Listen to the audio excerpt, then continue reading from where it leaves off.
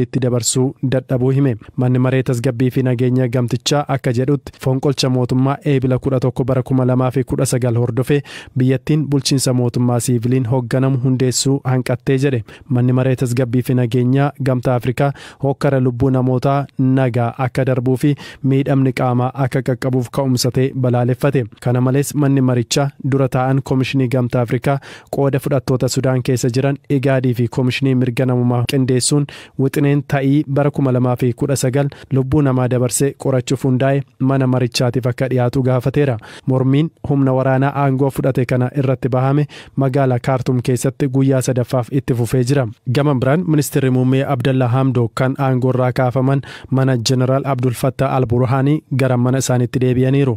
Kana hordofee ministeerri haajaa alaa US Anthony Blinken bilbilaan dubbisuu isaanii himaniiru.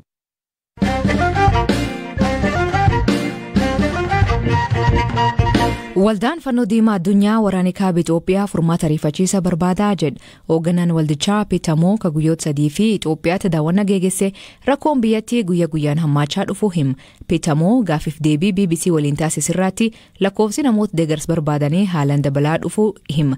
Kan furuun barbaachisa ta'ullee wanti abdii namaaf kennu mul'ataa hin jiru jedhe. Gam biraanii naannoo Amaaratti waraanni humnoota PLF fi humnoota mootummaa federaalaa waliin godhamu hammaataa dhufu jiraatonni BBC himan. Baqatoota 500 ol ta'anii fi da'oo kataate naannoo magaalaa Daseetti waraanni gaggeeffamaa jiru namootni dubbisni himan.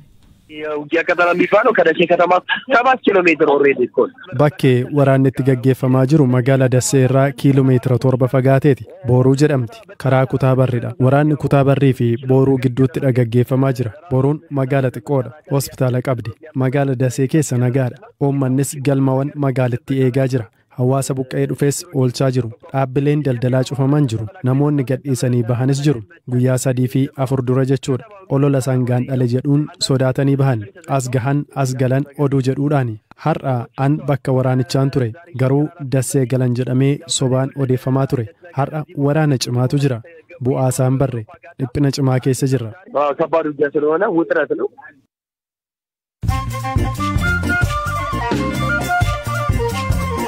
Dhaggeeffattoonni Ahmadu Gagabaaboo addunyaa isanii dhiyeessaa jalqabaanii Nigeeriyaatti poolisiin namtichi sababa biyyummaatiif jecha gurguraaf of dhiyeessee to'annoo jala oolche. Ajajaan poolisii Islaamaa ka Hizba jedhamu Haaruun Ibn Sinaa namtichi kun to'annoo jala oolfamuu BBC'f mirkaneessuun gochi dargaggoon kun raawwate amantaan dhorkamuu hima. Haalli ati keessa argamtu hagam cimaa ta'ullee of gurguruu yaaluun hin dandeettu jedhe. Keenyatti barattoonni Piriimiyer Liigii daawwachuu dhowwan kutaa ciisisaanii gubuun gabaafama. Barattoonni barumsa sadarkaa lammaffaa kunneen tapha Liverpool fi Manchester United daawwachuu dhabuun yakka kan hojjetan. Akka miidiyaaleen biyyattii ibsanitti ammaatti barattoonni 4 qabamanii dhimmi isaanii ilaalamaa jira. Manni murtii olaanaa gamtaa Awurooppaa Pooland guyyaatti adabbii $1 miliyoona akka kaffalan ajaja. Poolandii fi gamtaan Awurooppaa jijjiiram dhimma murtiitiin wal qabatan irratti wal guufatan. Mootummaan Pooland adabbii kaffaltii kaa'uun fudhatama hin qabu jedhan. Hojjettoonni McDonald magaalota Ameerikaa 12 keessatti miidhaa saalqunnamtii erga mormuun hojii dhaaban. Dhaabbatichi garuu koomisaan dhiyeessan kana xiyyeeffannoo itti kennuu dhiisee jedha.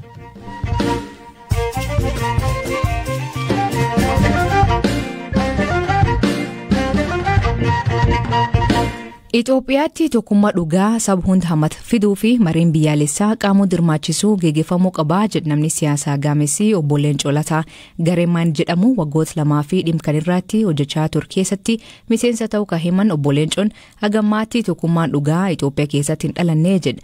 Mariin kun an barbaachisaa jechuun Waayilikii Zalaalem Taadessaa gaafate. Hedduu barbaachisaadha. Ce'umsa irra jirraa gama kamitti akka ceenu irrattuu wal taanee hin jiru. Gariin gama of duubaatti deebi'ee sirna saba tokkichaa biyya saba tokkoo Itoophiyaa akka sanatti caasessuu barbaada. Warri kaan immoo of fuuldura deemanii federeeshinii sabdaneessaa kana dimokiraatessuu barbaadu. Waan baay'ee irratti humni politika biyya kanaa waan hundee ta'an irratti wal ta'iinsa hin qabu. walta'iinsa irra gahuudhaaf barbaachisaa waan ta'eef mariin biyyoolessaa barbaachisaadha.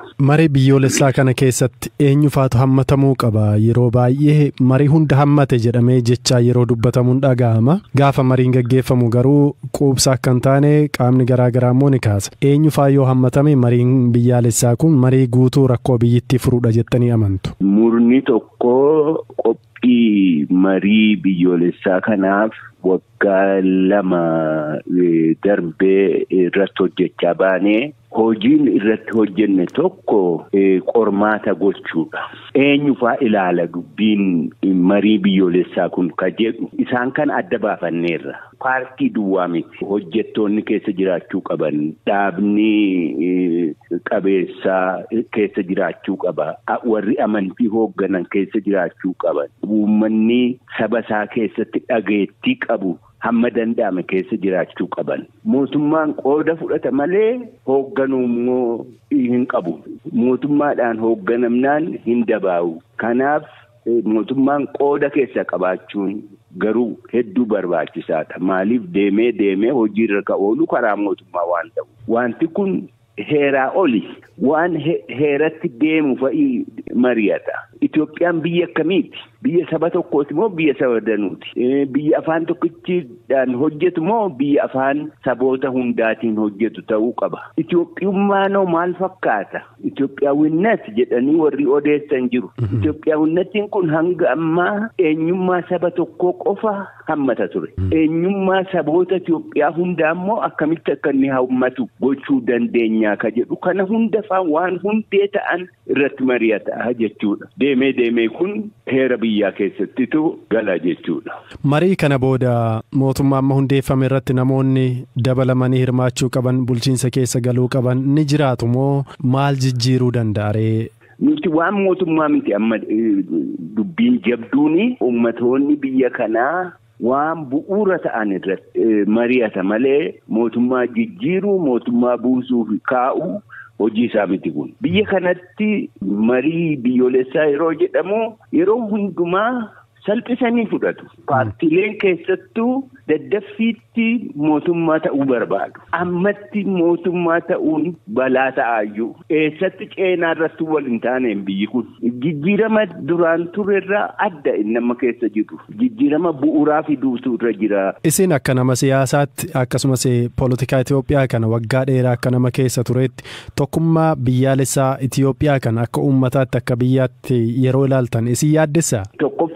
Tokkummaan dhugaa hagammaa Itoophiyaa keessatti mul'anne. Tokkummaa humnaan dhalatee humnaan eegamaa hamma ga'e. Dirqiidhaan dhalatee dirqiidhaan tokko taasisee bulchaa ture jiras. Tokkummaan dhugaa ammaan booda danda'ama. Marii kana keessaa tokko kan inni itti baasu akkamitti Itoophiyaa saboota Itoophiyaa tokko taasifnaa, tokkummaa isaanii immoo akkamitti tiksinaa ka jedhu irratti mari'ateeti.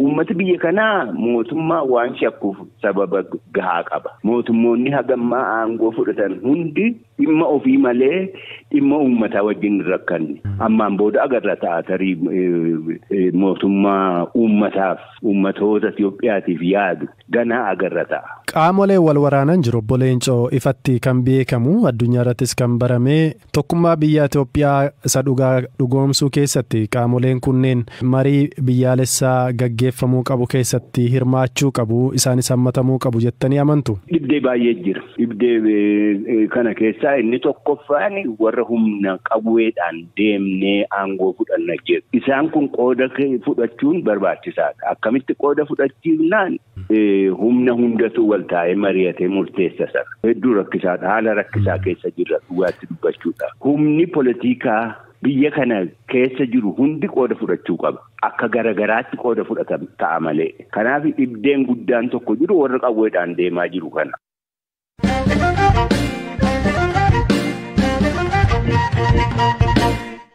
Dhaggeeffattoonni oduu gaddisiisan Afgaanistaan biyyi duraanuu rakkoo hamtuu keessa jirtu eegii Taalibaan aangoo deebite rakkoo namooma hamaan mudachuun namoonni miliyoona lakkaa'amu nyaata dhabuun akka du'aa jiran Keessattuu daa'imman miliyoona ol hanqina nyaataatii fi du'aaf saaxilamuu himan. Gaazexeessituun BBC Yoggita Limaayee hospitaal dhaabbanni Medicine Sans Frontiers lixa biyyattii Bakherat jedhamuutu ijaaree imaluun haal gaddisiisa uummata keessa jiru argite.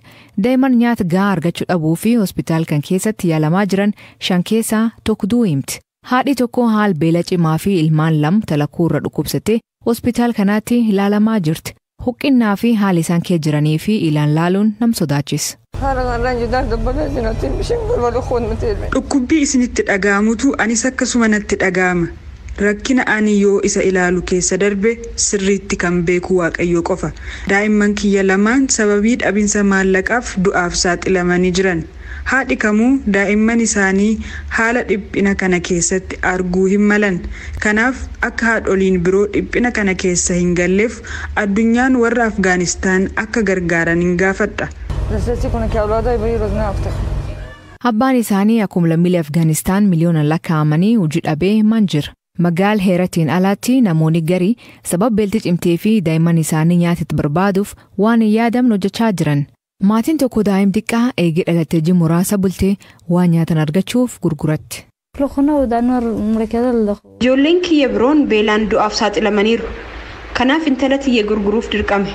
Kun akka malee isi gaddisiisu himti. Gaddeen jira akkamiin hin gaddine daa'ima kiyyadha.